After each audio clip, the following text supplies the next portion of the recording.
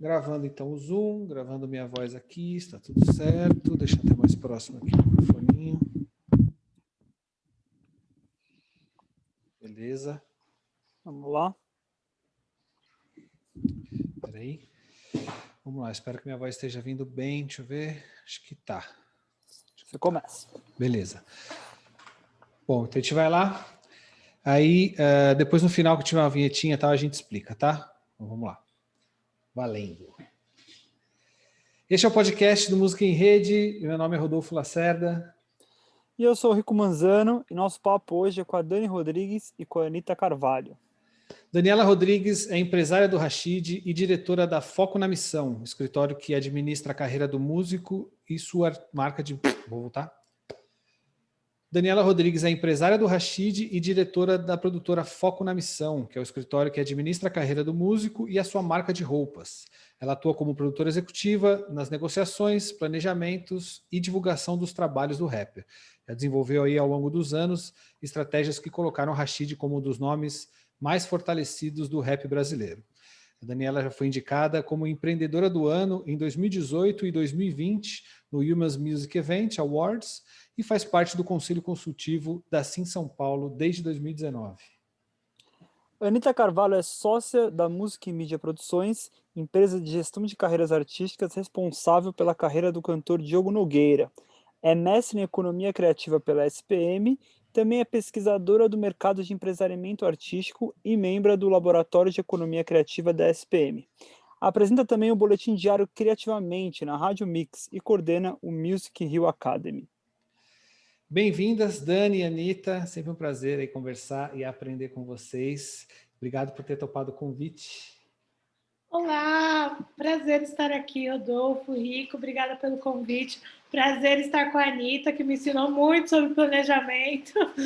Acho que vai ser legal o papo. Oi, gente, uma alegria enorme estar aqui com vocês, Rico, Rodolfo, especialmente com a Dani, que venceu aí a arrebentação, né, desenvolveu um trabalho super vitorioso e acho que tem muito a compartilhar com quem está chegando e também quer ocupar seu lugar ao sol nesse mercado que é tão concorrido e que está em constante transformação, que é o mercado da música. Que legal, gente. Bom, então hoje o nosso papo é sobre planejamento estratégico para artistas da música em 2021. É verdade. Então, acho que o momento mais propício, né, para a gente falar sobre esse assunto é agora, no começo do ano. Normalmente a gente pensa nisso no final de ano ou no último trimestre do ano anterior, pelo menos eu tenho essa experiência, quero entender de vocês também. Mas como a gente está vivendo anos atípicos, ainda é tempo da gente falar bem sobre esse assunto. Então, a primeira coisa que eu queria entender de vocês, acho que a gente pode começar com a Dani, que está aqui mais facinho aqui na minha tela, está gravando aqui a imagem do Zoom. Como é que está sendo o planejamento dos artistas nesse momento, depois de ter passado já 2020, entendido o que aconteceu aí e tendo uma perspectiva para 2021 ainda dentro de uma situação ainda muito complexa. Queria entender como é que vocês estão pensando o planejamento desse ano com os seus artistas de uma forma mais geral. A gente tem pensado o planejamento para 2021 quase que 100% focado no online. Realmente não estou com esperança de sair para a rua tão cedo, porque eu acho que vai demorar para a vacina ser distribuída. Já temos ali um fio de esperança, ela chegou, mas a gente ainda não sabe qual vai ser o ritmo disso. Mas, assim, eu acho que é importante a gente entender que o público também está online, né? Uma boa parte do público está ali. Então, não é momento de parar de trabalhar. Eu vi muita artista em 2020 recuando, né? Ai, não vou lançar o disco, não vou lançar o vídeo, não vou lançar o clipe. E eu acho que não é momento para isso. Acho que é um momento muito importante e, digamos que até melhor para você construir uma relação com a sua base de fãs. Acho que uma coisa que eu entendi também, principalmente nesse último ano, é que é muito importante você ter o seu núcleo duro dos fãs ali. Tipo, uma base que você sabe que vai te acompanhar onde você for, que vai ver tudo que você fizer, que vai saber o que está interessado em ver os desdobramentos de um trabalho. E aí eu acho que a gente, como artista, que é uma coisa que a gente aprendeu aqui na Foco na Missão com Crise, lá em 2017 para 2018, é que um trabalho ele pode ir se desdobrando, não é que você precisa ter um super lançamento toda hora. porque a gente também não consegue arcar financeiramente com isso, a gente sabe o momento que a gente vive na música, mas um trabalho dá para se desdobrar em muitas partes. Então, se você tem uma música que fala de amor, vamos chamar alguém para falar de amor junto numa live no Instagram, vamos fazer uma apresentação especial ali no online, vamos fazer uns cards de post. Então, a gente está fazendo muito voltado para o online, toda a nossa estratégia. Tudo virou conteúdo, né, Dani? Exato. Mas tudo apontando para a música, né? Porque eu acho que também é um risco que a gente tem que tomar cuidado para não pisar demais para um lado e perder o outro, assim. A gente não virar... Eu não quero que o Rashid de influenciador passe na frente do Rashid de músico, nunca, entendeu? Então, a gente tem muito cuidado com isso também. A gente dá um passinho para lá e 2 para cá de volta. Tudo tem que apontar para a música no final, que é o nosso carro-chefe, que é o que o Rashid sonha fazer, que é para o que o nosso escritório está voltado mesmo. Mas é muito importante essa preocupação, né, de manter o artista, a mente das pessoas conectadas ao que o artista realmente representa, né? No caso, o artista da música, por mais influenciador que ele seja, é importante ele continuar sendo percebido como um artista da música para o trabalho avançar, né? Continuar avançando. Né, Anitta? Como é que está sendo para você aí? Com certeza. Olha, diferente da Dani, a gente está apostando na volta do presencial, né? O Diogo é um artista que tem uma parte grande das suas receitas concentradas no negócio de venda de shows, né? No negócio de shows ao vivo, assim como a maior parte dos artistas, para falar a verdade. E a gente não parou na pandemia. Na verdade, na pandemia, a gente se reinventou com as lives. Fizemos 7 lives proprietárias, todas com captação de patrocínios de grandes marcas, né, de marcas nacionais. Foi muito importante ter associado as lives à estratégia de lançamento do livro do Diogo Nogueira, de receitas, que posicionou ele como alguém relacionado à culinária, e isso abriu portas com várias marcas relacionadas a alimentos. É bom destacar também que a gente tinha pronta uma pesquisa de mercado do Diogo voltada para a prospecção de publicidade, porque isso tinha aparecido como um objetivo estratégico em 2019. Essa pesquisa ficou pronta em janeiro de 2020. Então, quando a pandemia veio, em março, eu tinha um material pronto, muito consistente, indicando nível de confiança, atributos associados ao artista e várias outras coisas de nível técnico que interessam para as agências na hora de avaliar onde que elas vão colocar o dinheiro, né? Então, a gente fechou agora o planejamento de 2021, apostando na volta dos shows no segundo semestre, e a gente também não parou durante a pandemia. Nós não estamos no grupo de artistas que se recluiu e que se recluiu, acho que essa palavra não existe. Recuou. Que recuou e não quis. A gente teve apresentações em espaços ao vivo, fizemos shows híbridos, fizemos muitas lives corporativas para empresas nas suas comemorações de fim de ano. Então, isso é uma coisa que eu acho que vale destacar, que é um assunto que a gente pode até comentar. Eu não sei se a Dani sentiu isso, até porque são artistas de públicos e nichos e tipos de contratante bem diferentes. Mas eu não deixei, cara, de receber pedido para o Diogo um dia. Eu emiti 378 propostas em 2020. Uau, bastante coisa.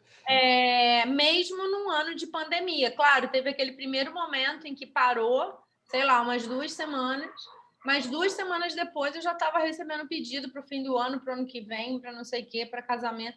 Então, a demanda pelo serviço artístico, ela é muito forte e muito potente, de modo que nem a pandemia conseguiu interromper, pelo contrário, aumentou essa demanda, né?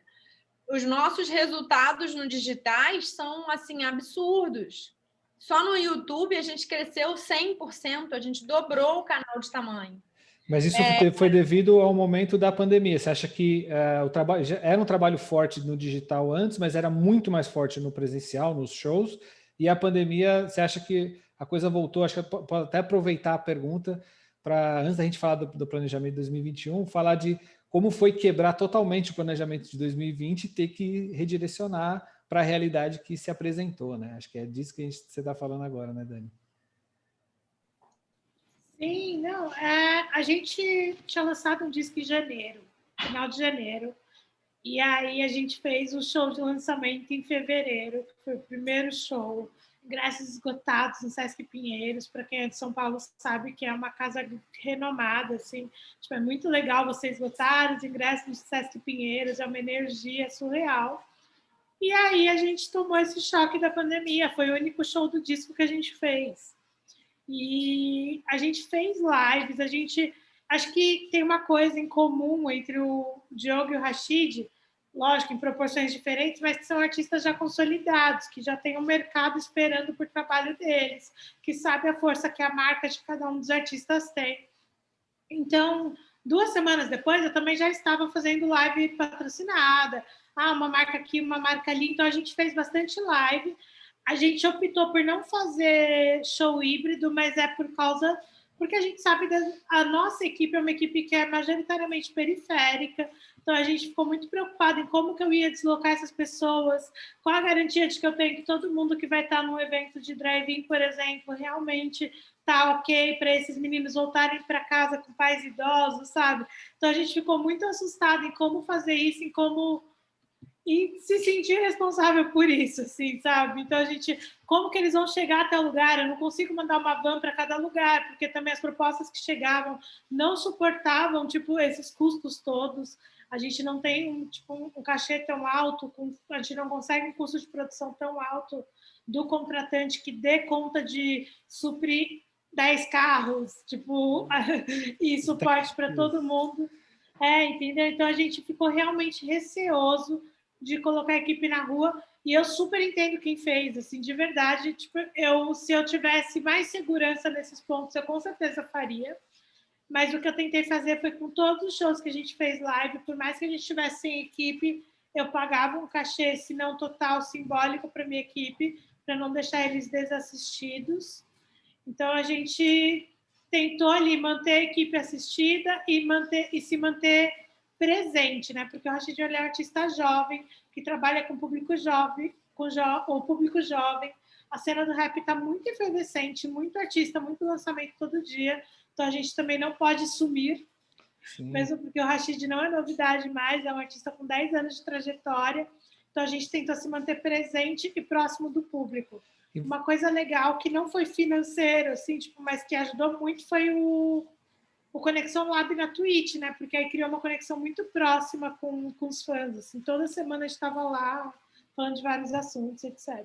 E você percebeu um crescimento no digital, assim como a Anitta falou? Esse 2020 serviu para isso também, no caso do Rashid? Serviu o primeiro semestre bastante, mas eu não tenho muito como saber se foi a pandemia ou o lançamento, né? A gente lançou um álbum, no começo do ano. A gente tem 2 faixas com números de hits. A gente tem a Pipovoada, vai fazer 1 ano agora, dia 22, e ela tem, sei lá, acho que vai bater 60 milhões entre hoje e amanhã, só no Spotify. Então, assim, a gente tem uma música, a gente tem hits do álbum. Então, eu não consigo dizer se o crescimento no digital foi a pandemia ou se já era o crescimento normal que a gente tem depois de um lançamento. Porque também, né, gente, você lança a música hoje, o Spotify é importante, você lança amanhã, ele é o dono do mercado. Aí tem o YouTube, o YouTube, a Deezer era muito menor no meu último lançamento do que ela é hoje. Hoje, a Deezer é realmente importante para os meus lançamentos, em questão de números e etc. Então, assim, você tem que levar tudo isso em consideração, um novo momento do mercado somado a um novo disco. Então, eu não sei dizer se foi a pandemia, entendeu? Gente, vocês falando um pouco de lançamento, e aproveitando aí nossos ouvintes, que tem bastante... Mas eu queria falar uma coisa. Diga, Anitta, diga. Depois você edita essa parte, você corta bonitinho. Eu acho que o Rodolfo tocou num ponto bem importante sobre como é que foi romper o planejamento de 2021, né? De repente, 2020, perdão. Eu tenho um método de planejamento em que a gente usa a análise SWOT, que é aquela matrizinha que você vê forças, fraquezas, oportunidades e ameaças. Ninguém no mundo tinha colocado na vida, jamais, em ameaças, uma pandemia mundial. Então, ninguém tinha uma estratégia pronta para isso. Porém, ter feito o planejamento do ano fez toda a diferença para a gente replanejar. Como a gente já tinha uma base do que a gente queria, a gente pôde se programar para manter adiantamento de cachês para todos os músicos, nenhum músico meu ficou sem cachê, para reestruturar o escritório para o formato online, para rever dentro do minha projeção de receitas o que eu ia precisar fazer. Então, graças ao... porque nessa hora pode parecer, né? Não adianta nada planejar. Não adianta pra caramba. Mesmo que aconteça uma pandemia mundial, você ainda tem um ponto de partida, você ainda sabe quais são os objetivos. Você vai revisitar aquilo, vai ajustar aquilo e adaptar aquilo para a sua nova realidade. Muito importante isso que você falou. A gente tem que se adaptar, mesmo numa situação que a gente não fazia ideia que era possível acontecer, né? É o hábito, né, de se planejar, talvez é isso, né? Se você já está planejado, é mais fácil se readaptar do que não ter um planejamento. Talvez seja esse ponto.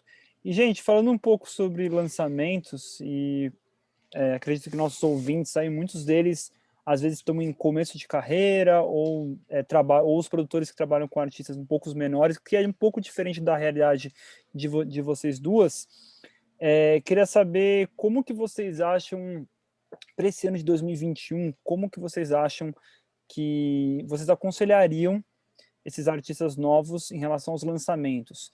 Tem muita gente receosa, de fato, de lançar e de, eventualmente, perder uma agenda de shows físicos, que realmente é uma receita importante para um artista, principalmente em início de carreira. Mas qual seria o conselho de vocês? Como que vocês enxergam isso, pensando que é um artista que talvez não esteja num patamar como o Rashid e o Diogo Nogueira? Eu acho que o ponto principal é você aproveitar o momento para fortalecer sua base de fãs, para você se aproximar dela. Eu estou lendo um livro que é do Ari Herstand, acho que é How to Make It in the New Music Business. E aí ele fala isso, ele fala que no começo da carreira, se 50% do tempo você faz a sua música, você faz a sua arte, e nos outros 50% do tempo você responde comentário por comentário do seu Instagram. Você tem que trazer essas pessoas para perto de você e se conectar com elas, né? Acho que não tem momento melhor para isso do que agora. Tipo, não que vai ser fácil, não que vai ser confortável, mas eu acho que é muito importante aproveitar o que você pode fazer nesse momento. Continuar lançando e aproveitar para conectar essas pessoas com você e com o seu trabalho. E se planejar. Eu quero lembrar, Rico, você falou que o Diogo e a Dan e o Rashid têm trabalhos consolidados, mas tanto eu quanto a Dani começamos a trabalhar com os nossos artistas antes deles terem um trabalho consolidado.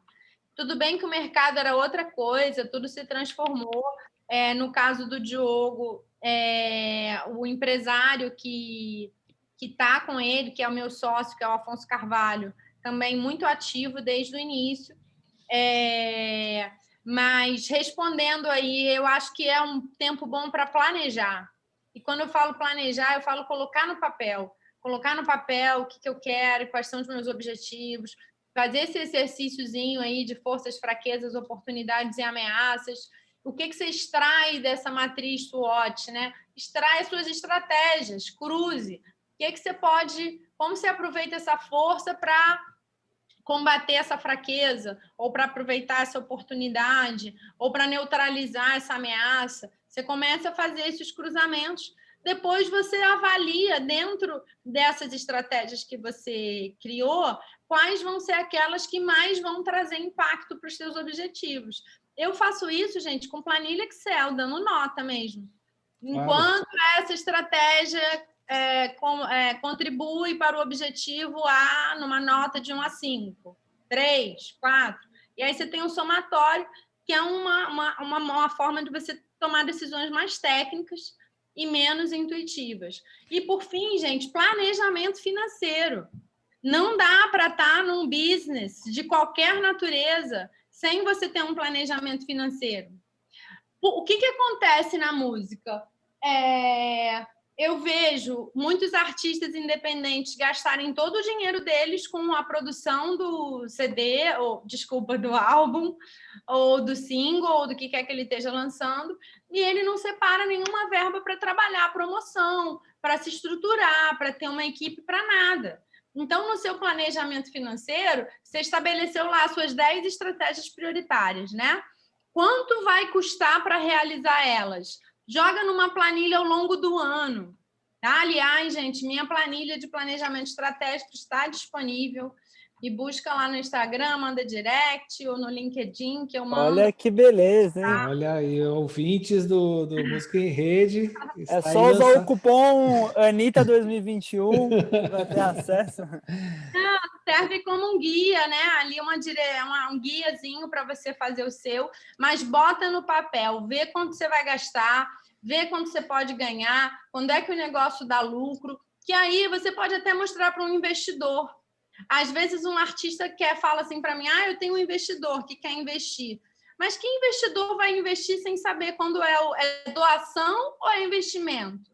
Porque investimento, quando você investe num negócio, você tem um business plan. Para o seu investidor aprovar.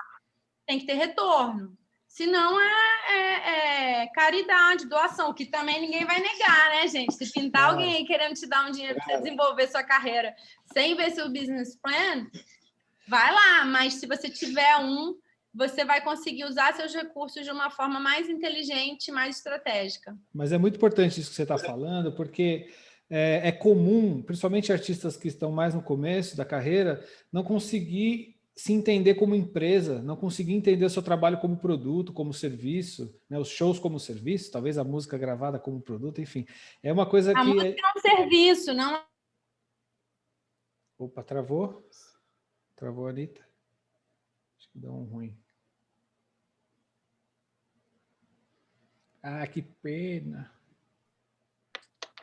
Vamos ver se ela voltou. Câmbio, voltou. A música deixou... Posso pegar daqui? Vai lá. A música deixou de ser um produto que você possui, que você compra e tem a posse, para ser um serviço que você aluga. Você aluga a música na plataforma de streaming. Né? Então, com certeza, hoje a gente fala de um serviço. E aí, eu vou puxar aqui para o marketing, né? Para a teoria. Quando a gente fala em produto, a gente fala dos 4 P's. Preço, praça, promoção e produto. A praça, desculpa. Fala de novo que aí o editor corta, que eu te cortei erradamente. Preço, praça, promoção e produto. Quando a gente fala de serviço, a gente tem 7 P's. Preço, praça, promoção, produto, processos, pessoas e palpabilidades, que é uma tradução de physical evidences. Para manter o P, colocaram palpabilidade, mas seriam as evidências físicas. Então, é muito importante que o artista entenda o lugar de cada um desses 7 P's e pense no seu serviço, na sua prestação de serviço, pensando nas melhores práticas. Né? Eu tenho certeza que boa parte não, mas uma parte do meu resultado que eu tenho em clientes corporativos com shows do Diogo se deve ao extremo profissionalismo com que a minha empresa atua em cada etapa, em cada ponto de contato com o cliente, desde o momento em que ele é atendido até a proposta que ele recebe, passando pelo follow, emissão de contrato e todas as etapas, incluindo a produção executiva, a gente trabalha com um nível de exigência interna, assim, a gente busca de uma forma muito forte a excelência. O que isso faz? Dá segurança para aquele contratante, de que ele não vai ter um artista problema. Porque, sim, infelizmente, no nosso meio, muitos artistas grandes não têm equipes profissionais ainda, né? E numa boa, como o dinheiro rola, ninguém se preocupa. O dinheiro está entrando. Eu sei que eu já passei por essa fase também de não me planejar, não me organizar, porque o fluxo de entrada estava constante, então não precisava me preocupar. Mas, enfim, só para pontuar isso mesmo. Legal, acho que a gente pode retomar daqui a pouquinho o assunto das ferramentas utilizadas para o planejamento, para pesquisa e tudo mais. Acho que vai ser bem importante nessa nossa conversa para quem está ouvindo a gente. Tá. Mas queria aproveitar essa parte ainda da parte de lançamentos que o Rico levantou. No caso, o Rashid ele tem um processo aí de lançamentos bem frequente, bem arrojado, vamos dizer assim, né? Tem clipes, singles, muitos feats e tudo mais. É uma realidade muito específica ali do nicho do Rashid e que dá um resultado muito forte. O Diogo, depois eu quero entender com relação ao Diogo Nogueira, que vem desse outro mercado e que tem uma força de show, e ele também já vem com projetos de televisão, então ele já é percebido de uma outra forma. Quero entender como é que está o planejamento dele também sobre singles e álbuns, como que isso está se dando. Mas podemos começar com a Dani. Como é que está sendo pensado isso? Frequência, quantidades, mais singles do que álbum? O que interfere o raciocínio de lançamento de singles com relação aos álbuns? Enfim, queria entender isso de você, para o pessoal pegar aí as suas dicas. Gente, eu tenho um problema que, na verdade, é bom. O Rashid ele é super criativo e produtivo no nível surreal. Ele fica o tempo todo, ele tem um home studio aqui, né, tipo, no andar de cima, e aí ele fica aqui o tempo inteiro produzindo, criando e tendo ideias. Tipo, a gente até tem uma piada interna aqui em casa, que é, tipo, ele desce a escada e fala, ai meu Deus, que ele já vem, tive uma ideia. E toda hora ele tem uma ideia nova, um acontecimento novo. E aí, ano passado, trancado em casa 100% do tempo, foi muito difícil controlar a vontade dele de lançar coisas.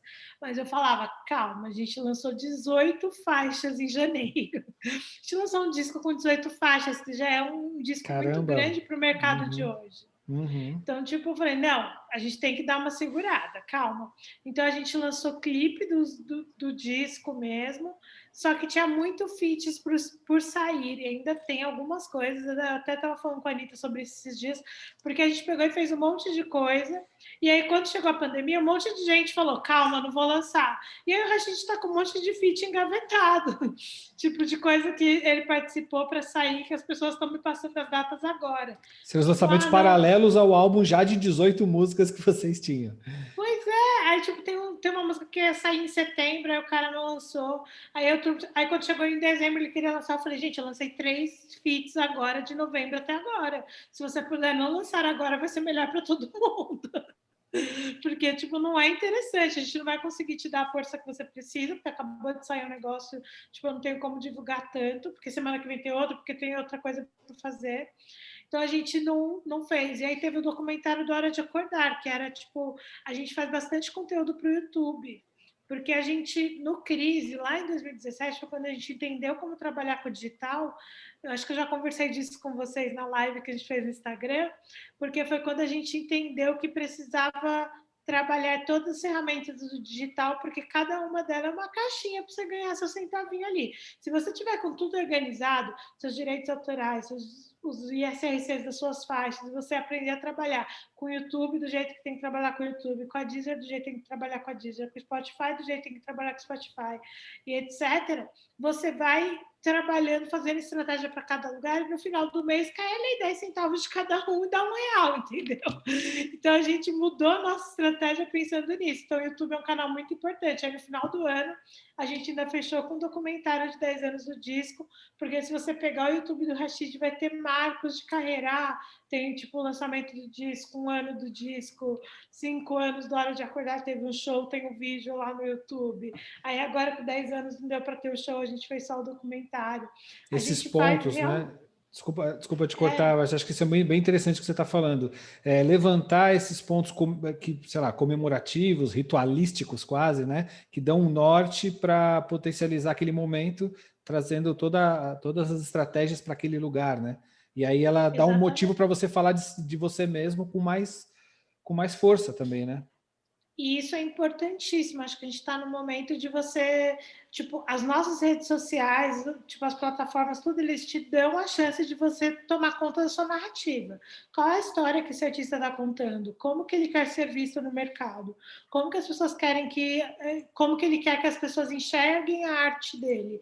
Então, a gente toma muito cuidado com isso, assim, a gente realmente comemora os marcos, a gente comemora tempo, a gente comemora, tipo, alcances e tudo mais, porque quando você olhar as redes sociais do Rashid, tem uma linha do tempo ali, olha, ele fez isso, alcançou aquilo, chegou aqui, e ele faz isso desde sempre, não é uma coisa de agora, sei lá, a Gratidão, que é uma música muito famosa dele, foi uma música que a gente lançou no dia que a gente bateu 1 milhão de fãs no Facebook, sabe? Tipo, que na época era um negócio, tipo, uau, agora todo mundo tem, mas na época foi muito marcante. Não é todo tipo, mundo não que tem, mas ainda é um grande marco. Não, mas é porque hoje não, para começar não chega, né? Era uma época que o Facebook tipo movimentava num ritmo diferente. Então, tipo, hoje o Facebook não tem mais a força de divulgação.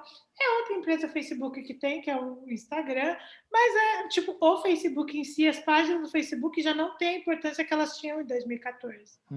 E ela, inclusive, então, entra no seu planejamento de uma outra forma do que ela entrava antes, né? Com certeza, não é o foco do planejamento. Tipo, o Facebook hoje, ele é meio que o Instagram moldado.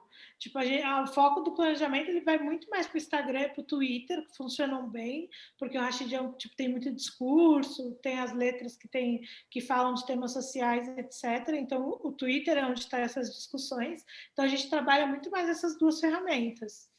Certo. E a Anitta está lançando com o Diogo? Tem esse pensamento de lançamento de singles, álbum? Como é que está isso? Total, eu acho que isso que você está falando é mega importante. Quando eu faço planejamento estratégico para artista, como consultora, eu gasto um tempo nisso, trabalhando o cronograma com ele. Por quê? Literalmente, gente, cada caso é um caso, mesmo, né?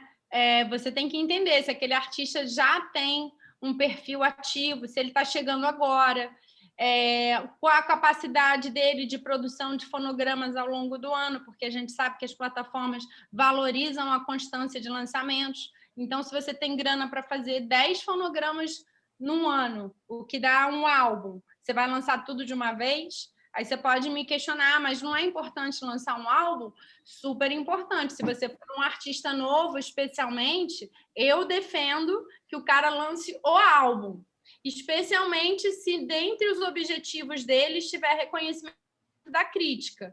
Porque a crítica não avalia EP, não vai avaliar o álbum. Só que um álbum não precisa ter 10 músicas. Um álbum pode ter 8 músicas. Dependendo 7, porque é meia hora, né? O mínimo.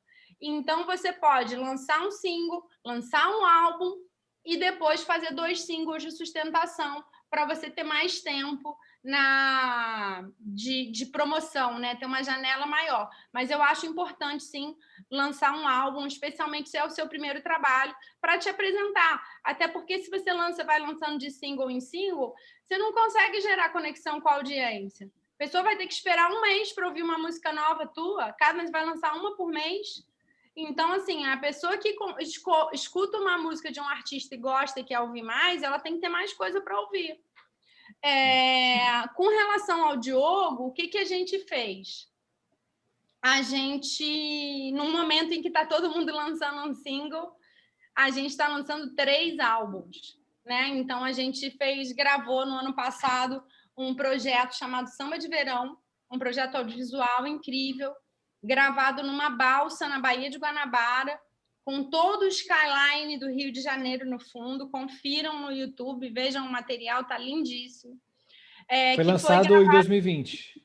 Foi lançado sexta-feira. Ah, foi agora, recente. Foi agora. Janeiro de 2021 agora. Acabou de sair, saiu lindo, destaque em várias playlists, entrou na novidade da semana, Altafonte fazendo um trabalho incrível com o Diogo, e fruto de planejamento, aí eu vou dizer mais uma vez, porque as plataformas fecharam para pitch em 18 de dezembro.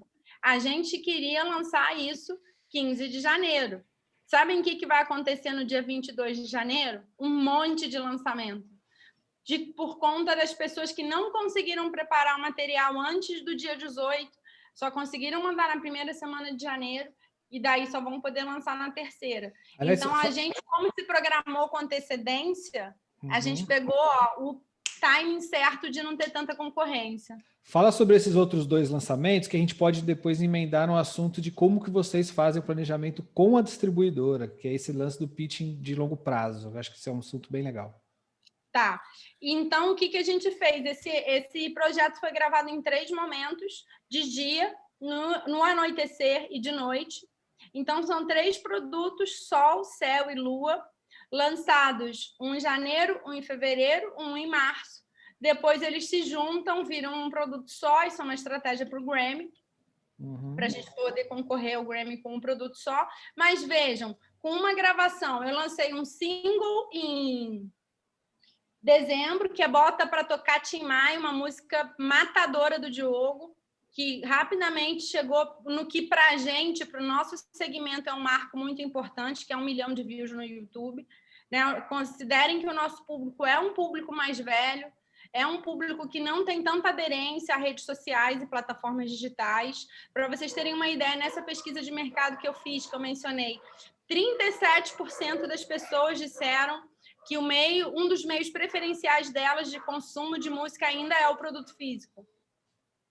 O último produto que a gente lançou em março, na véspera da quarentena, né? A gente também lançou em março, Dani. Nosso último DVD, Diogo Nogueira ao vivo em Porto Alegre. Não conseguimos trabalhar o produto, mas também saiu em produto físico, justamente por essa nossa percepção de que esse nosso público ainda consome. Então, a gente lançou dessa forma um single, depois 3 momentos de lançamento de álbuns, são 3 álbuns, uma trilogia, que depois se junta e vira um DVD. Eu acho que é importante falar também que é a diferença de segmento, né, no trabalho, porque, tipo, para o rap, por exemplo, o Rashid, tipo, os artistas que lançam álbum, eles são os diferentes. Tipo, a verdade é que todo mundo trabalha com single. Tipo, agora, né? Mas você sabe que a gente pensou em trazer vocês duas justamente por isso, por ser exatamente 2 universos diferentes e poder aprender com vocês dentro desses 2 universos. Acho que essa é a riqueza aqui, porque o mercado da música não é um mercado só. O mercado da música é um mercado gigantesco com muitas variáveis, né, de acordo com cada nicho. Exatamente, acho que a gente precisa entender o artista e a equipe dele precisa primeiro estar na mesma página, todo mundo precisa querer a mesma coisa e estar trabalhando com o mesmo foco. E aí vocês precisam saber de que cena você faz parte. Não adianta você falar, não, mas eu sou super inovadora, então eu não faço parte de cena nenhuma, porque eu sou super criativo. Gente, isso tudo é muito bonito na teoria, mas na prática, num primeiro momento, você tem que saber exatamente onde você está, porque você primeiro trabalha para o nicho, constrói sua base dentro do nicho, e aí você vai ampliando isso. Se você chega atirando para todos os lados, você não está atirando para lugar nenhum, ninguém se conecta com você, porque, tipo, vamos supor, falando tipo, do meu segmento, eu gosto de rap, aí alguém vai lá e lança um rap, aí eu vou lá e falo, nossa, a música é boa, vou ouvir mais, aí eu vou ouvir no perfil da pessoa, aí um som é um MPB, o outro é um samba, o outro é um R&B, o outro tipo, é um jazz, aí você fala, tá, eu vou salvar o rap na minha playlist, eu nunca mais vou voltar no perfil, porque eu só ouço rap. E eu sou uma pessoa que ouve de tudo, mas tem muita gente que só ouve um segmento. Então, você tem que, num primeiro momento, conquistar essas pessoas. Então, acho que, tipo, então você tem que entender que cena você faz parte, o que quais são os marcos dentro do seu segmento, tipo, para você também não se guiar. Não adianta eu pegar e fazer rap e querer ter os números do pop, querer ter os números do funk, querer ter os números do sertanejo. O que vai acontecer? Meu planejamento vai ser frustrado. Alinhamento de expectativa, né? Sempre. Você tem que entender o que cabe para o seu planejamento dentro da música que você faz.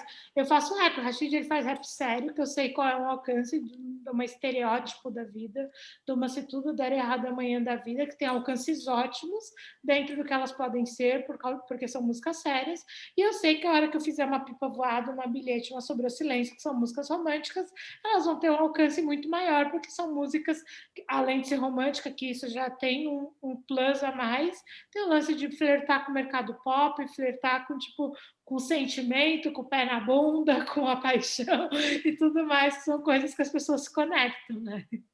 Total, e o Rashid, a gente estava falando sobre isso mais cedo, o Rashid, existe uma onda muito forte no segmento do rap que vem surgindo nos últimos anos, que é o trap, né? Que é uma vertente do rap que tem suas características muito próprias, mas que flerta com o rap. Quem está no rap também participa desse momento novo, né? Eu vi o Rashid lançando músicas com trap, mas com o peso e a responsabilidade de quem faz rap bom, né? De rap sério. Há 10 anos. Exatamente. Eu nem vou entrar no bom, porque tipo, a questão para mim é muito... Exatamente. Esquece o bom é subjetivo. Mas é o trabalho do rap, do segmento dele, que tem uma responsabilidade no que está falando ali, não é uma coisa de entretenimento puro, né? E sem se desconectar do público dele, porque se eu aparecer fazendo a música que a galera mais jovem faz, o público dele vai olhar e vai falar, nossa, o que é isso? Não é mais o Rashid. Então eu preciso manter a conexão do Rashid com o público, com a minha base. Eu trabalho para a base, já faz muito tempo que é meu foco principal de trabalho é a base. Aí eu tenho a segunda fase é o digital, a imprensa, e aí depois eu vou abrindo isso. Quando você fala base, está dizendo as pessoas que já estão conectadas a ele, os fãs, núcleo duro que você falou. Eu trabalho para os meus fãs. E aí eu sei que se eu conseguir alcançar ali, me conectar com eles, eles vão me ajudar a potencializar o alcance disso. E eu aprendi isso tomando porrada. Aprendi isso no trabalho. Foi quando a gente fez a gente teve um trabalho que foi a Coragem da Luz, que é um sucesso de crítica. E foi ótimo para a gente, porque posicionou o Rashid no mercado. Mas não mudou em nada, nossos ganhos financeiros, nosso alcance e nossa agenda de show. E eu tenho Crise, que é um trabalho beat e rima, que é um trabalho que foi o público que adorou e não sei o que lá, e que não estava na lista de melhores do ano, mas que foi o que mudou o Rashid de patamar no mercado. Então, eu tenho muita noção disso. Assim. Isso é muito importante. Sim. Rico, quer falar uma coisa? Não, eu queria puxar até um outro assunto do lance das dicas para os nossos ouvintes. Não sei se a Anitta tem alguma coisa para complementar, mas senão eu já entro nesse outro assunto. Não, vai daí que eu sigo com você. Tá bom, gente. Trazendo aí a dica para nossos ouvintes, a gente podia até abrir um quadro. Colocar uma vinhetinha.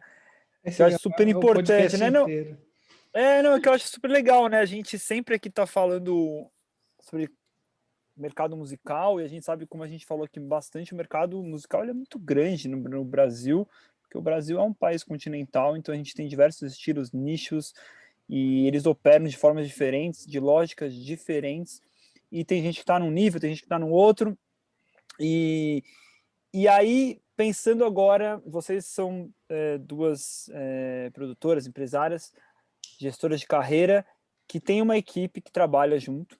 Isso é fundamental, a gente sempre fala, né? E acho que sempre é bom reforçar que é impossível fazer tudo sozinho, apesar de ser importante saber como são os processos para saber cobrar bem, né? Não adianta nada ter uma equipe e não saber exatamente o que a equipe está fazendo.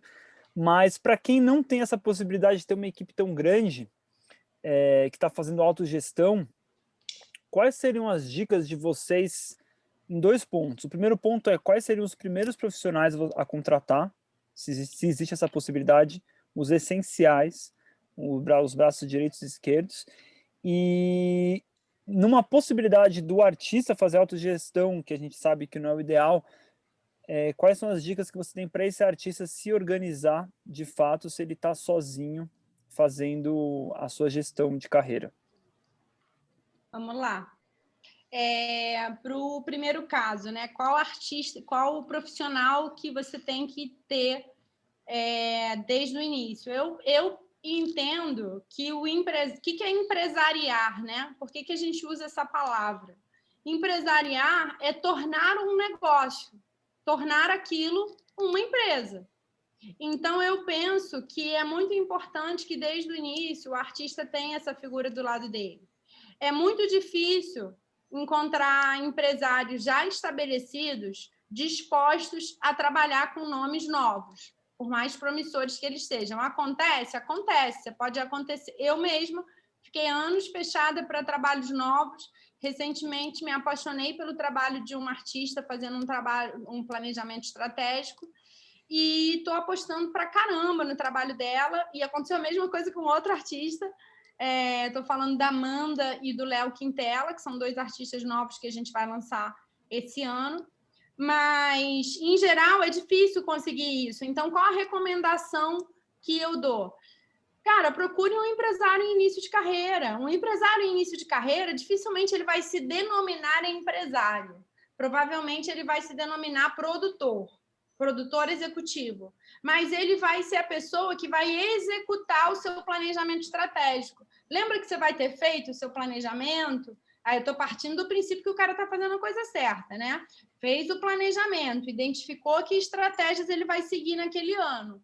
Ele vai ter que ter alguém para executar essas estratégias. E aí eu penso que é esse parceiro, produtor/empresário, que tem que estar contigo desde o início.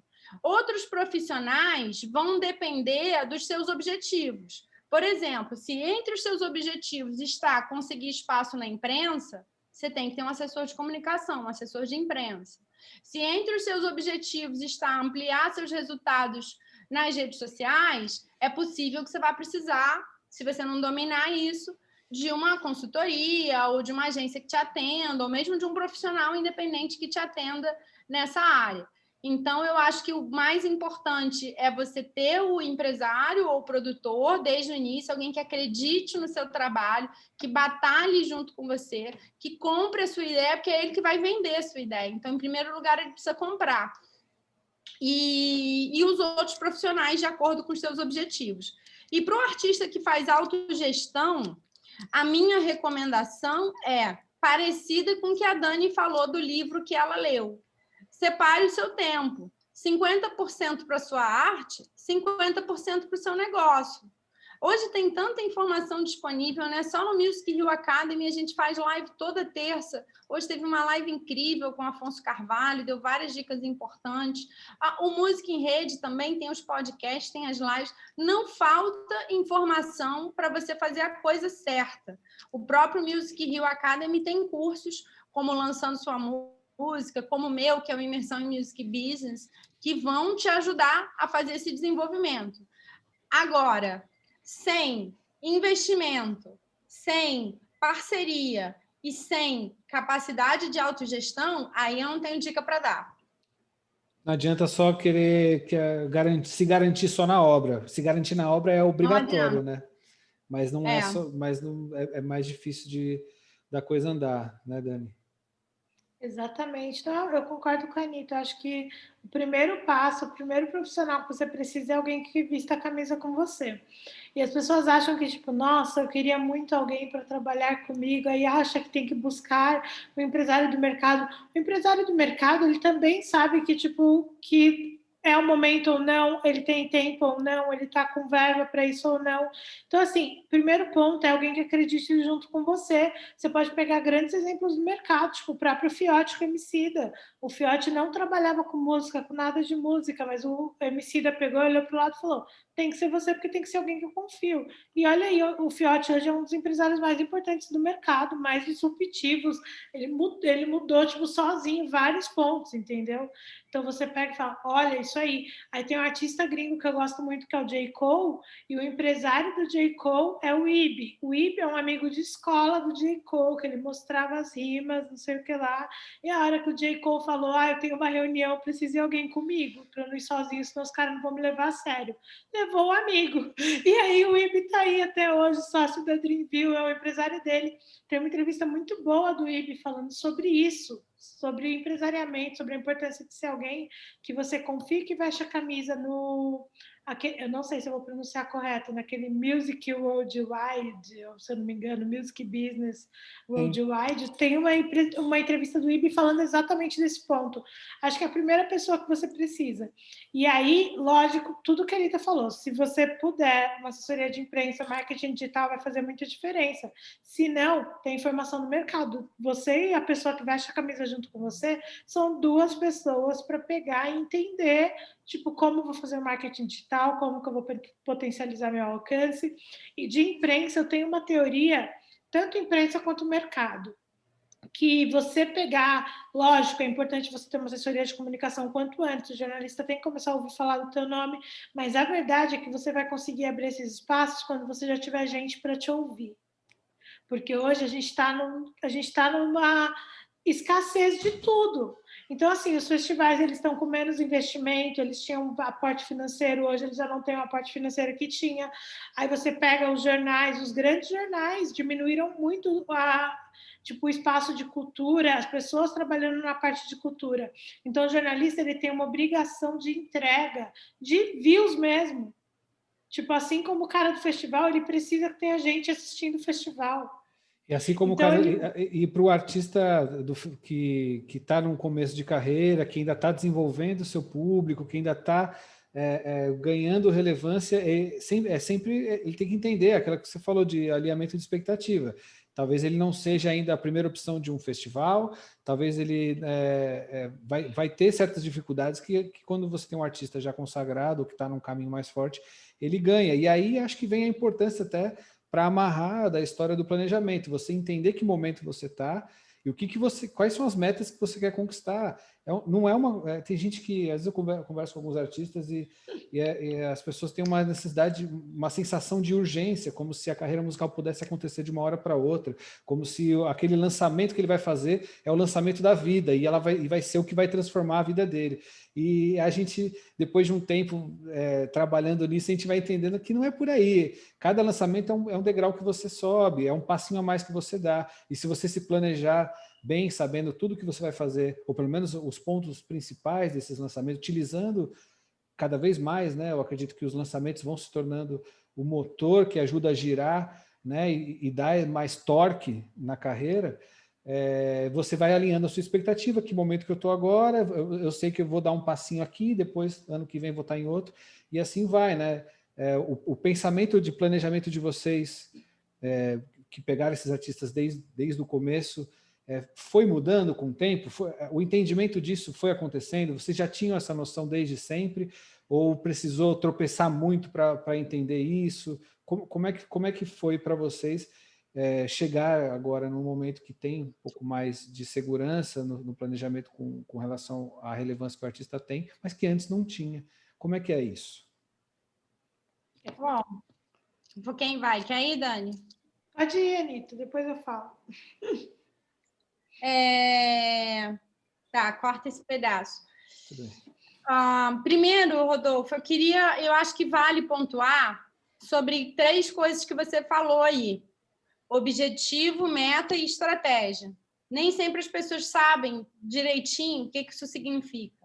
Então, vou fazer um adendo aqui, ó. Quem está ouvindo a gente já percebeu, mas se você não está anotando, pega o papelzinho e a caneta e volta para anotar, que esse podcast está rico. Vamos lá. Pois então, porque objetivo é onde você quer chegar. Meta é como você vai saber que você chegou. E estratégia é o que você vai fazer para chegar. Então, se você partir dessas 3 perspectivas, às vezes fica mais fácil de você escrever do que você pensar em objetivo, meta, estratégia. Desconstrói essa ideia de que isso são coisas complexas e difíceis. Pensa, eu gosto antes de estabelecer objetivo, eu gosto de estabelecer missão e visão. Missão é o que você entrega, né? O que você faz, o que você oferece. Então, você oferece uma experiência musical, você oferece bem-estar, é quase como no Canva a sua proposição de valor. Visão é onde você quer chegar, é como você quer ser reconhecido. Então, você escreve lá, ser reconhecido onde? No Brasil, no mundo globalizado, no eixo Rio-São Paulo, onde você quer ser reconhecido? Por quem? É a crítica, é o mercado, é a imprensa, são os seus pares, é o público, de quem você quer ser reconhecimento? E como, né? Por quê? Por que você quer ser reconhecido? Como você quer ser reconhecido? Como um artista, como um cantautor, como um cantor e compositor, que é o quê? Aí você qualifica, aí você bota os adjetivos, você bota o que tem a ver. Depois que você constrói missão e visão, fica mais fácil de você estabelecer os seus objetivos. que com a visão você já escreveu onde você quer chegar. Então, os objetivos passam a ser uma espécie de checkpoints que você precisa ticar ali na sua lista para você alcançar a sua visão e cumprir a sua missão. Então, depois fez lá os seus objetivos. Aí, como é que eu vou chegar lá? Então, escreve as suas estratégias, ou através do método que eu ensinei aqui da SWOT, ou do seu jeito mesmo. Escreve, vou fazer, meu objetivo é ocupar espaço na imprensa, vou usar esse exemplo. Então, o que eu vou fazer?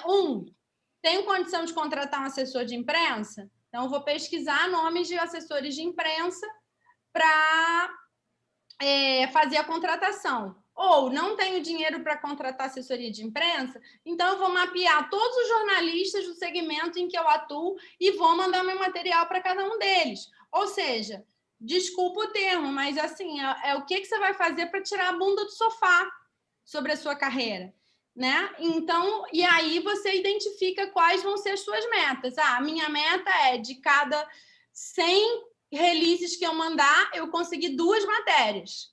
E aí você avalia, consegui as 2 matérias? Consegui, então atingi minha meta. Não consegui, o que faltou? Superei minha meta? Poxa, fui conservador, posso ser mais ousado. Então, é esse pensamento estratégico que é importante que os músicos, artistas, novos empresários, quem quer que esteja ouvindo e participando, tenham a respeito da carreira. Agora eu falei tanto que eu esqueci qual era a sua pergunta original. Acho que a Dani pode até responder agora, que eu já falei para caralho. Não, acho que contemplou que era você, o momento mesmo, né? Os artistas que precisam entender que momento que ele está. Lembrei do que você falou, se foi sempre assim. Uhum. Não foi sempre assim. Não foi sempre assim. Eu sempre tive uma habilidade, Anitta, natural com gestão, eu tenho um talento para isso. Então, tem gente que tem talento para música, eu tenho talento para gestão. Então, eu sou uma pessoa louca por processo, por sistema e por entender qual é o melhor fluxo para aquela atividade acontecer. Mas então, desde que entrei no escritório em 2008, eu organizei todo o escritório, mas de uma forma muito intuitiva, eu ainda não tinha estudado isso. E eu sentia muita falta. Então, aos 34 anos, eu fui fazer faculdade de administração para poder suprir essa carência. Eu posso dizer que eu efetivamente trabalho com planejamento estratégico com os meus artistas a partir de 2018. Antes de 2018, eu não tinha esse planejamento estruturado que eu tenho hoje.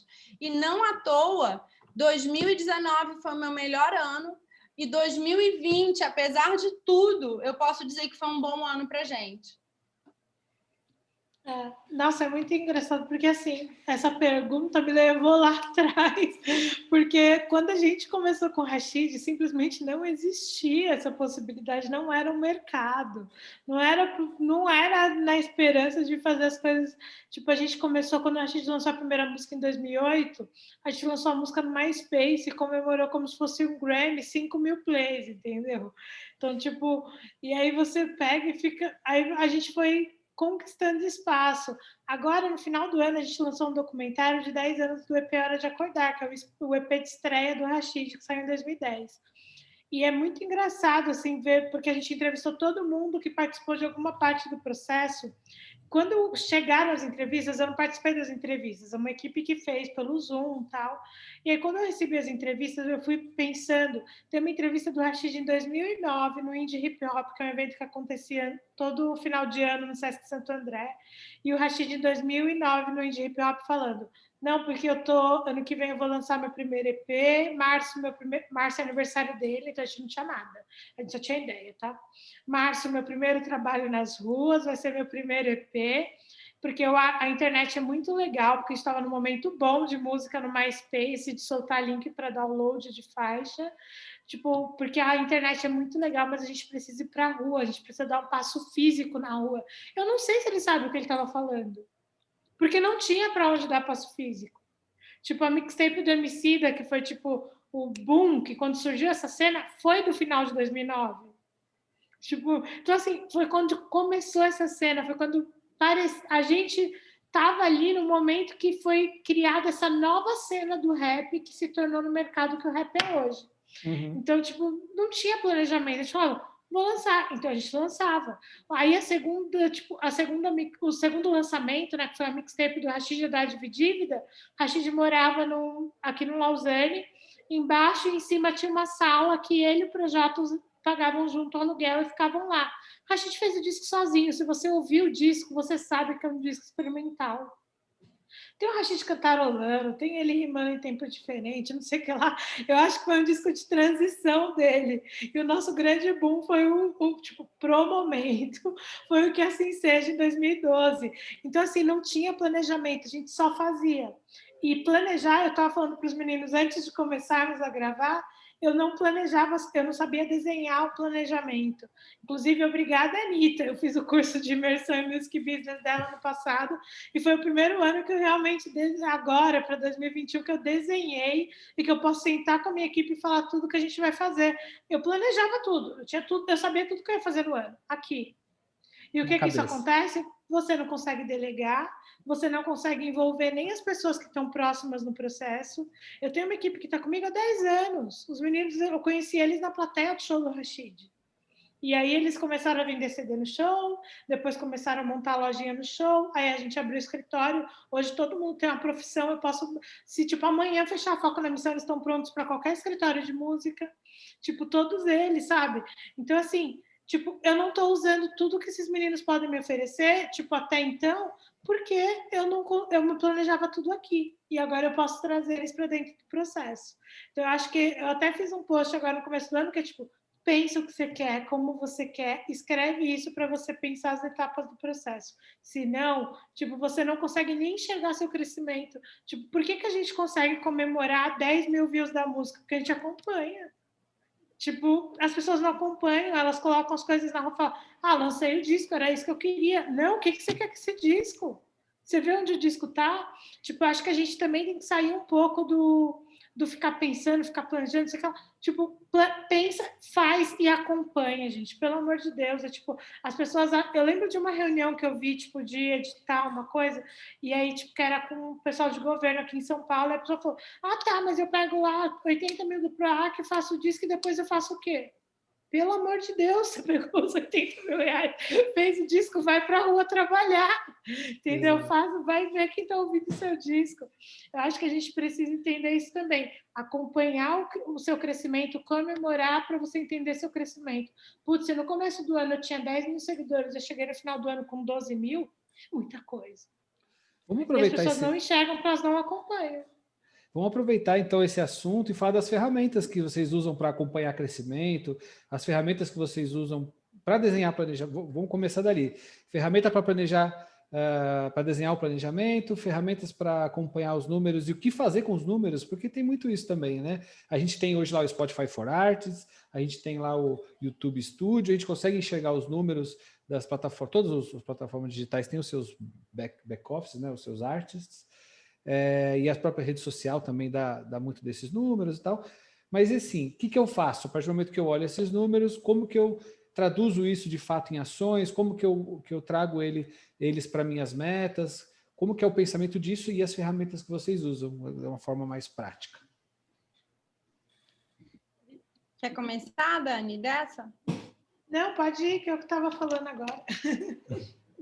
Tá.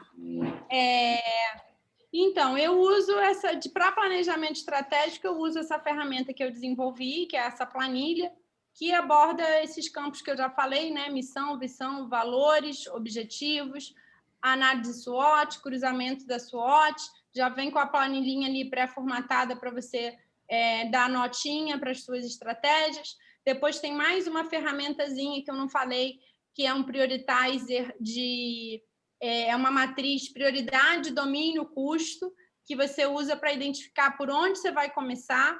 Então, porque a ideia é que você comece por aquilo que você tem mais domínio, ou seja, que você depende menos de outras pessoas, que te custa menos e que é mais prioritário. Então, é fácil de achar esse exemplo, né?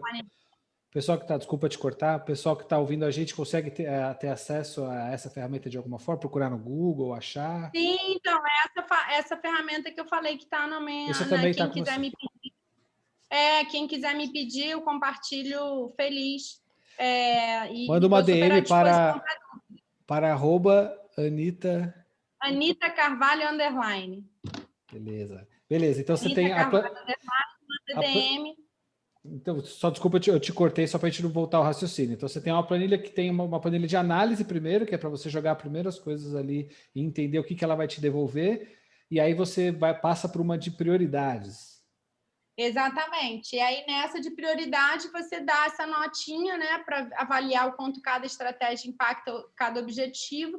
E, no fim, tem esse planejamento financeiro, em que você identifica ali as suas faixas de cachê, quantos shows você vai fazer em cada, assim, estou explicando em linhas gerais, mas tem uma masterclass minha disponível sobre isso na plataforma Music XP, custa R$ 49,00, super acessível. Então, para quem tiver dúvida sobre a planilha que vai receber, quiser comprar masterclass, eu estou sempre disponível para dúvida, mas a masterclass fica ali gravada, enfim, você pode voltar, acompanhar e criar o seu próprio planejamento. Então, para ferramenta de planejamento, eu uso essa. Ferramentas de análise são mais específicas de marketing digital, que não é a minha especialidade. Mas eu acho que é muito importante você estabelecer quais vão ser os KPIs que você vai analisar. Né? Quando eu falo KPIs, eu falo de indicadores, de métricas. Né? Você vai se guiar pelas chamadas métricas de vaidade, que são aquelas de número de seguidores. Faz sentido para você aumentar seu número de seguidores, ou faz sentido para você aumentar seu engajamento, ou faz sentido para você ter uma estratégia de conversão das redes sociais para levar para as plataformas digitais. Você tem que entender, né? Aí voltamos àquela história dos objetivos e tudo mais, mas não tem como fugir disso. Planejamento, aliás, é sobre isso. É sobre você ter ações coordenadas em direção aos seus objetivos, né? Então, dependendo deles, você vai estabelecer as métricas que você vai avaliar. E aí você vai estabelecer também a periodicidade com que você vai avaliar essas métricas. Bom, vou avaliar semanalmente para eu poder ficar bem update com relação aos meus conteúdos e ver o que funciona ou o que não funciona. Isso geralmente você faz quando você está mais no início do trabalho. Depois que o trabalho já está correndo, você pode uma vez por mês ir lá analisar. Né? Junta a sua equipe, a gente tem no nosso escritório hoje, são 14 pessoas. Então, a gente, hoje o digital, a gente opera totalmente digital, mas a gente tem um dia na semana presencial, em que nos juntamos todos e avaliamos tudo o que está acontecendo, como é que está, e entendemos os relatórios de cada setor. O comercial apresenta o relatório deles, o marketing digital apresenta o relatório deles, e a gente junta isso tudo para ver o que a gente tem, como a Dani falou, né? A história toda é analisar e tomar uma atitude, ou fortalecer aquilo que você fez porque funcionou, ou buscar um outro caminho, uma outra estratégia, já que aquilo não funcionou. Então, análise e ação. Planejar, analisar, o PDCA, né? O famoso PDCA. Plan, Act, Do, Control. Planeja, haja, faça e controle. Perfeito. Não, exatamente, acho que é bem isso que ela falou, porque o que eu faço, agora eu usei a ferramenta dela, antes o que a gente fazia era abrir o calendário mesmo, eu pegava um calendário anual ali, tipo, só os 12 quadradinhos, e colocava, tá, o que a gente vai fazer em cada mês? É isso, aquilo, não. Tipo, então tem período de lançamento, período de sustentação, então a gente planejava tudo. E a gente gosta muito dessa parte de estratégia, dá para ver, né? Crise, o tão real, tem um monte de coisa em volta no entorno, é uma coisa que a gente gosta de fazer. Eu e o Rashid, a gente senta e fica horas pensando nisso, então a gente pensa nos desdobramentos desse lançamento. Por exemplo, a gente vai lançar um clipe amanhã, a gente lançou o clipe Dá um Mundo de Cada Vez, e aí tem vídeos, Aí foi na mesma semana do lançamento do disco, de um ano do lançamento do disco. Então vai ter vídeo falando do quanto essa música sintetiza o disco, quais os temas que essa música traz, pessoas que têm a ver com esses temas para discutir. Então tudo isso, no final, empurra a pessoa de volta para a música. Uhum. E aí a Anita falando aqui dos KPIs, é justamente... No Rashid, a gente trabalha muito pela conversão. No final do dia, o que eu quero é que todas as pessoas fiquem curiosas para ir ouvir a música. porque é muito mais difícil isso. Então, tipo, o que a gente pensa é, a gente vai usar as redes sociais, para mim, elas são uma ferramenta para eu alcançar pessoas que vão querer dar play na minha música. Então, a gente sempre trabalha nesse intuito, a gente sempre quer levar mais pessoas para a música, a gente é muito apegado com esse objetivo. O Rashid, ele quer ser conhecido como como um bom compositor, como um cara que tem boas músicas, como um cara que tem carinho com a música, que lança trabalhos de qualidade. Então, são esses nossos objetivos. A gente quer que as pessoas vejam ele como um bom músico. Olha a visão do Rashid aí. Exato. É isso. Ele quer ser reconhecido, né? Exatamente, você acabou de falar a visão dele. E acho que é importante também uma coisa que você falou, Dani, do seu objetivo ser conversão. E aí eu acho que a gente pode trazer para o público quais são os 3 objetivos que a gente considera quando a gente está fazendo uma ação em rede social, né? Você pode estar buscando alcance, você pode estar buscando engajamento ou você pode estar buscando conversão. Então, quando a pessoa estiver fazendo o planejamento lá de redes sociais, é importante que ela indique ali na planilhinha Excel, que ela está botando data por data, conteúdo por conteúdo, qual é o objetivo daquele post específico e qual é o indicador que ela vai avaliar. Por exemplo, se é alcance, talvez você possa avaliar o número de impressões, né? Se é engajamento, você pode avaliar o número de curtidas ou de comentários. E se é conversão, você vai avaliar os cliques no link, ou seja, quantas pessoas de fato clicaram naquele link. Então, quando você tem essas 3 perspectivas do que você pode ter de resultado com o seu post, você pode se tornar mais assertivo na hora de construir o seu planejamento de marketing digital. Exato. Marina Matoso vai ficar orgulhosa de mim agora, hein, Dani? Muito. Você quer fazer uma pergunta? Eu tô com uma... Ribas também ia ficar orgulhosa de você em umas horas aí que você falou, bem Dani Ribas. Também, nossa, não, são minhas mentoras. Não, eu dei muita sorte no meu caminho e eu acho que é isso que as pessoas que estão começando agora têm que aproveitar esse monte de live, de cursos e tudo mais. Eu tive pessoas que foram muito viradas de chave, tipo, o Fiote é um grande mentor, ele conversa muito comigo sobre tudo. Aí tem a Guta Braga, que me ensinou tipo, quase tudo que eu sei sobre direitos autorais, eu aprendi com a Guta. Ela é maravilhosa nesse assunto, e se alguém me pergunta, eu sempre indico ela. Aí, tipo, planejamento, esse curso com a Anitta foi muito bom, inclusive eu tô com vontade de fazer de novo. E aí tem a Dani Ribas, que tipo, ela vem sobre você saber o que o artista, quem é o artista e o que o trabalho dele é, sabe? Acho que você tem que acompanhar pessoas que vão... Eu falo isso sobre tudo na vida. Tenha mentores, essas pessoas não necessariamente precisam estar falando com você, mas acompanha o que ela faz, o que elas postam, onde elas vão, porque você vai aprender. Eu sou fã do Austin Kleon, do Roube como um artista, e ele fala disso o tempo todo. As pessoas seguiam pelo nome do livro e falam, ah, não, mas olha que tosco, ele está falando sobre roubar a ideia dos outros. Não é isso, o livro sabe sobre o quê? Sobre você se inspirar, sobre você ter mentores e sobre você começar a fazer de onde você está. Tipo, parar de ficar só, tipo, sem ficar com a bunda sentada no sofá, como a Anitta disse. Tipo, é hora de tirar a bunda do sofá e fazer. O livro é sobre isso, ele me ajudou muito. Legal demais essa dica desse livro, o autor e o título, repete para o pessoal que está ouvindo a gente. Roube como um artista, do Austin Kleon, e tem o Mostre Seu Trabalho, que aí é sobre você inspirar, sobre você fazer as pessoas se conectarem com você. Leia os 2, porque vale muito a pena. Personal dica de leitura. Eu queria até emendar o que vocês estavam falando sobre essa parte do planejamento, dos objetivos, e hoje em dia a gente pode contar com um parceiro, uma parceira muito forte na nossa estratégia, que são as agregadoras, né, que elas fazem essa ponte entre os objetivos do artista com relação aos lançamentos e as plataformas de streaming, né, Spotify, Deezer, etc. Elas são esse meio campo e elas podem auxiliar muito o artista dentro do planejamento dele a mostrar esse planejamento de médio e longo prazo para as plataformas de streaming e a partir daí galgar oportunidades dentro dessas plataformas.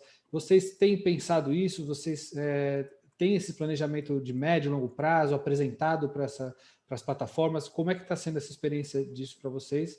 E que resultado que vocês, na prática, já sentiram com isso? Eu aprendi a fazer isso também. O Crise me ensinou muito isso. Tipo, o sucesso que a gente conseguiu com o Crise, a gente cresceu mais de 500% em 8, 9 meses nas plataformas digitais em 2017 para 2018. E aí foi justamente isso. A gente pegou e desenhou o projetinho e apresentou ele previamente na nossa agregadora, que levou ela para os players, e aí a gente seguiu a estratégia certinho, e isso fez com que todo mundo abraçasse junto com a gente o projeto. Então, assim, foi um projeto completamente voltado para o digital, com singles mensais, todos eles com conteúdo audiovisual, com vídeo explicando a música, tipo, foi completamente voltado para o digital. Então, isso fez com que as plataformas também curtissem o projeto e se envolvessem com ele. Então, eu acho que aí volta no planejamento. Se você tem tudo desenhado, você consegue convencer todos à sua volta, todos os envolvidos no trabalho, inclusive o seu distribuidor, inclusive o cara do player que recebe as músicas para a playlist, porque ele entende qual é a conexão que você quer criar com o público, com aquele trabalho e a continuidade que ele tem. Tipo, inclusive falam isso quando dão aula sobre o pitching lá do Spotify, são poucas linhas, todo mundo fala, né? Você tem que falar qual a continuidade do trabalho e tudo que você também está investindo daqui, porque o investimento deles vai ser te dar um destaque, e você está fazendo o que aqui fora? Então, tipo, você tem que deixar claro tudo isso ali naquelas 4 linhas. Para o pessoal que está ouvindo a gente, essa parte que a Dani está se referindo é dentro do Spotify for Arts, que você tem uma área de upcoming, né? Quando você sobe a sua música para ser lançada, um período que ela fica ali esperando ser lançada, você consegue, dentro do Spotify for Arts, acessar essa parte do pitching e aí escrever algumas linhas que o pessoal vai receber lá dentro do Spotify e vai tentar, enfim, pode ser que eles sejam impactados e te ajude a entrar numa playlist editorial, não é isso? E não é nem só escrever o mini release, né? Categorizar a música do artista. Ele é obrigado a categorizar a música dele. Lá vão existir alguns estilos, alguns moods, que tem muito artista hoje em dia que fala, mas a minha música não tem nada igual, não é nem MPB, nem samba, nem rap, nem funk, mas para os streamings vai ter que ser alguma coisa. Então é importante ter também essa ideia já em mente para quando fazer o pitch com as plataformas. Sim. E a Anitta chegou a exercitar esse pitch de médio e longo prazo com as agregadoras? Teve resultado com as plataformas? Com certeza, e eu acho que isso faz toda a diferença. Ter uma parceria forte com o seu distribuidor digital é fundamental para qualquer estratégia de desenvolvimento de carreira, né? Você não consegue colocar a sua música direto no Spotify, você vai precisar de uma distribuidora, que pode ser uma agregadora, que pode ser um selo, que pode ser uma gravadora, enfim, você tem algumas possibilidades, você tem que avaliar qual que faz mais sentido para você e você poder, então, tomar essa decisão. Posso falar um pouquinho sobre essas 3 opções? Por favor. Tá, vamos lá. Quando que é bacana para você estar numa gravadora? Na minha opinião, quando você vê uma gravadora na paldurecência. Não, deixa eu falar isso de novo. Quando que é bacana... Atenção, editor. Não, a editora edita isso aí. Quando que é bacana para o artista estar numa gravadora? Quando a gravadora reconhece nesse artista alguém que ela vai dar tratamento prioritário, alguém que ela vai estar dando investimento, né? Porque você está abrindo mão numa gravadora, geralmente seu royalty vai ser 15%, 20%. Se você for muito, muito, muito importante, talvez você chegue em 25%. Não vai passar disso, né? Enquanto que numa agregadora, eventualmente você tem agregadora que cobra 10%, tem agregadora que cobra 9,90% e não te cobra mais nada. Em compensação, você não vai ter o investimento da gravadora, que vai bancar seu clipe, que vai bancar seu fonograma. Em compensação, vai ser dona do fonograma, né? Se você tiver na agregadora, o fonograma é seu. Então, estou trazendo vários aspectos para serem considerados. Então, quando vale a pena você estar numa agregadora? Quando você tem capacidade de fazer por conta própria o trabalho que a gravadora faria, que é o trabalho de divulgação e promoção do disco. Porque a agregadora, por mais que ela tenha uma equipe de marketing bacana, como é a minha, que é a Alta Fonte, ela vai ser uma adjuvante. ali no trabalho, ela não vai tomar a frente. A equipe da Alta-Fonte não está preocupada com o post que eu vou soltar amanhã, ou se eu tenho a campanha direito, eles vão me dar os IDs para o pré-save, vão fazer o pitching e vão, principalmente, acho que esse é o ponto mais importante, vão sentar comigo para discutir a estratégia. Eu não decido a estratégia sozinha, né? Eu divido isso com a agregadora e a gente constrói junto isso, e sim, o pitching de médio e longo prazo faz muita diferença. Né? A gente tem colaborado com a Alta-Fonte no material do pitching. Então, a gente apresenta o nosso plano de marketing, quanto vai ser investido, o que vai ser feito, qual a programação dos lançamentos. Então, eu dou esse material de suporte que fez, por exemplo, agora com que a gente, como disse a Dani, né, cumprindo o planejamento, porque não adianta também você mentir para a plataforma, que não vai adiantar nada, pelo contrário, você vai ficar mal visto. Pô, esse cara disse que ia lançar um single por mês. Está lançando um single a cada 2 meses. Disse que ia lançar mês passado, não lançou, parará, você começa a ficar mal visto. E quando que é interessante estar num selo? Eu gosto muito de selos, principalmente para trabalhos mais nichados. Por exemplo, se você é um artista de rap, existem selos especializados em rap, que conhecem a cena, que sabem os caminhos, que conhecem os editores, que já vão muito mais assertivos. Então, embora o selo fique aí, às vezes, com 40% da sua receita, você vai ter um atendimento mais especializado do que você teria numa agregadora, em tese, né? Se for um selo que trabalhe de uma forma bacana. Acho que respondi tudo misturando os assuntos, mas no final respondi, né? Total, acho que os artistas, mesmo os artistas que estão no começo, eles podem sim e devem conversar com a sua distribuidora, marcar um horário para conversar e apresentar um planejamento. Isso não é privilégio de grandes artistas, isso é muito importante falar. Muita gente acha assim, mas você fala isso porque você trabalha com o Diogo Nogueira, você trabalha com o Rashid, é fácil para você ir lá apresentar o planejamento anual. Não é verdade. A agregadora ela tem a responsabilidade de te atender, não é, Dani? Eu concordo plenamente. Eu acho que se você está dividindo seus ganhos com alguém, essa outra parte tem que dar um mínimo de instrução ali. Eu sei que vai ser muito difícil para uma agregadora com milhares de artistas dar a mesma atenção, conseguir destaque para todo mundo. Ela vai ter as prioridades dela, assim como a gravadora tem. Só que eu acho que tem que dar um mínimo de atendimento. Acho que tem que responder, e você tem que exigir isso. Você está abrindo mão de parte dos seus ganhos para isso. Se você está abrindo mão de parte dos seus ganhos, você não está tendo esse atendimento, tem concorrência no mercado. Infelizmente, é assim que as coisas funcionam. Então, procura outra agregadora, né, Dani?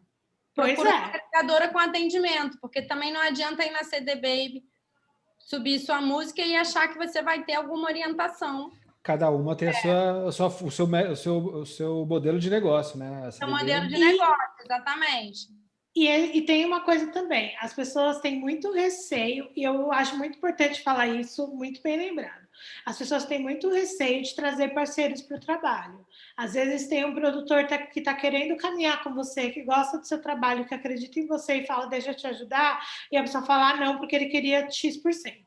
Aí tem a agregadora que está disposta a trabalhar, mas cobra 30% e fala, não, porque o melhor fulano que cobra 0%.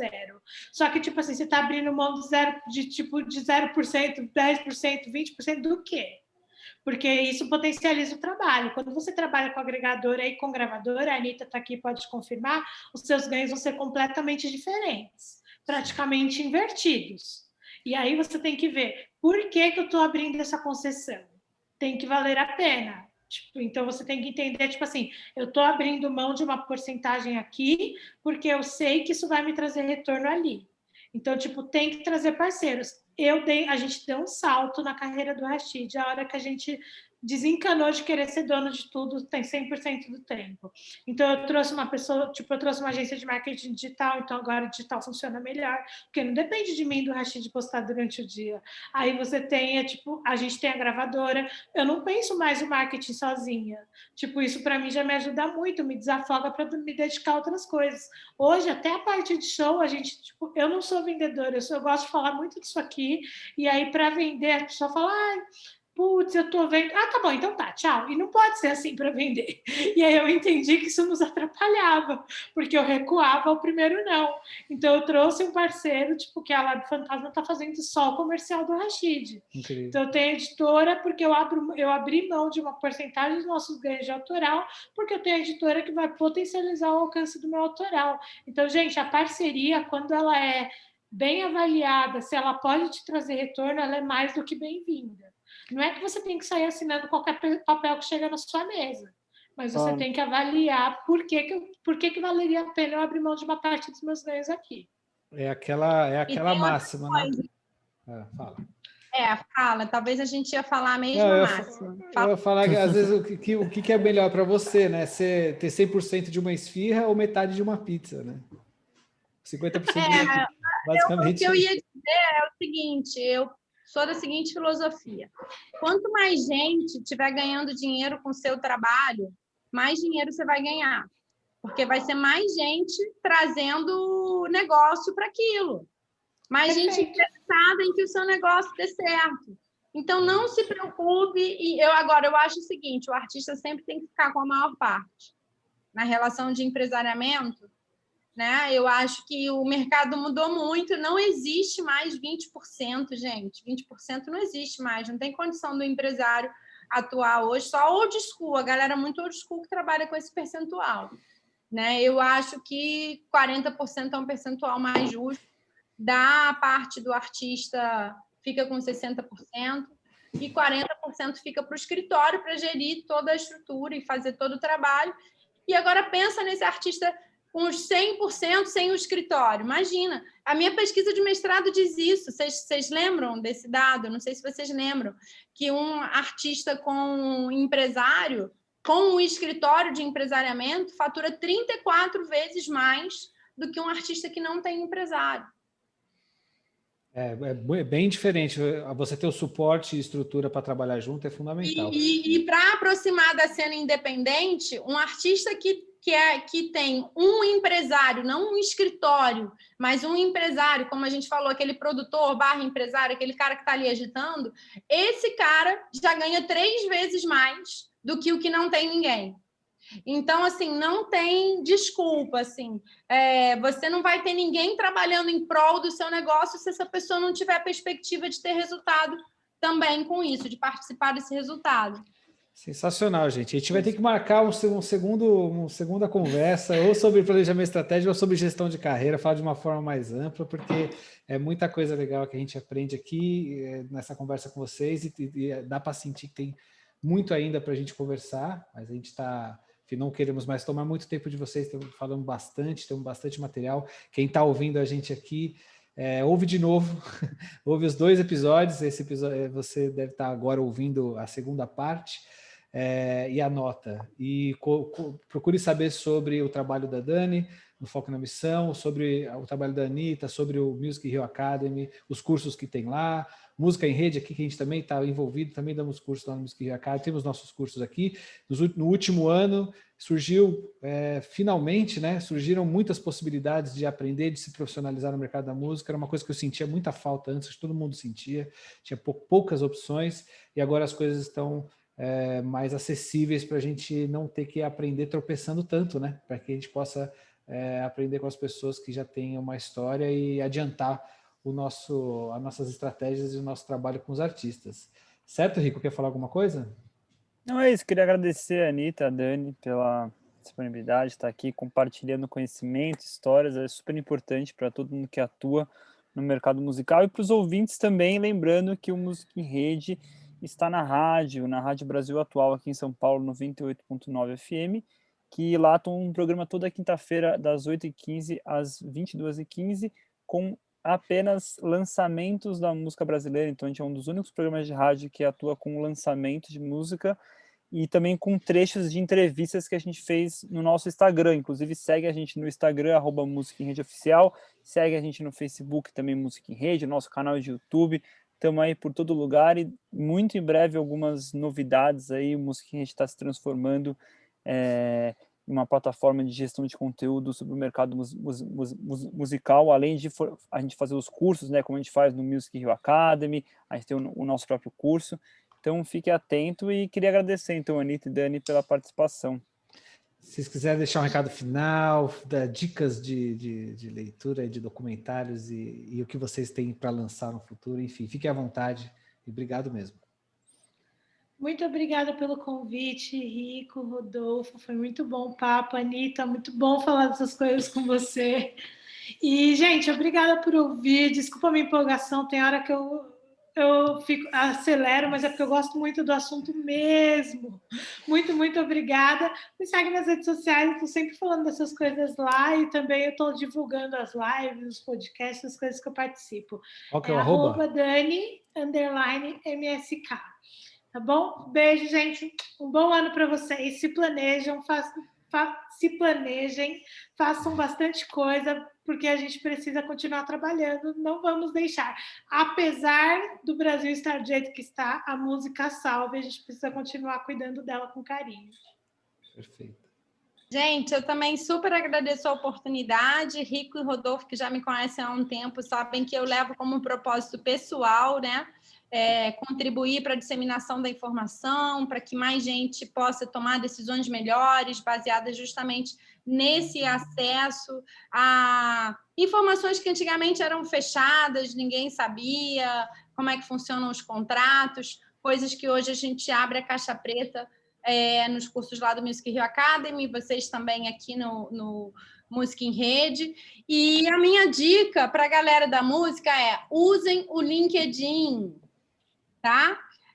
LinkedIn é uma ferramenta muito importante para o desenvolvimento da sua carreira profissional, não importa o segmento em que você atue. Grandes executivos do mercado da música estão no LinkedIn e são atuantes no LinkedIn.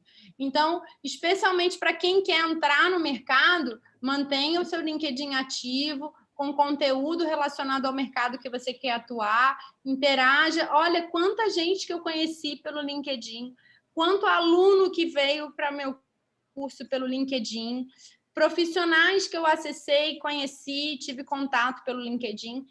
Então, é uma ferramenta super rica que vale a pena ser mais explorada. Meu Instagram, Anitta Carvalho _. LinkedIn também, por favor, me adiciona lá no LinkedIn.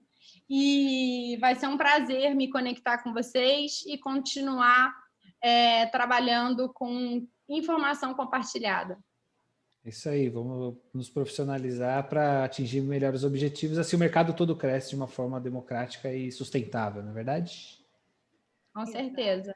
Isso aí, gente, brigadão. Então, valeu, gente, até semana que vem, então, com mais um capítulo do nosso podcast. É isso aí, Beijo. Valeu, até a próxima. Valeu. Vou parar de gravar aqui.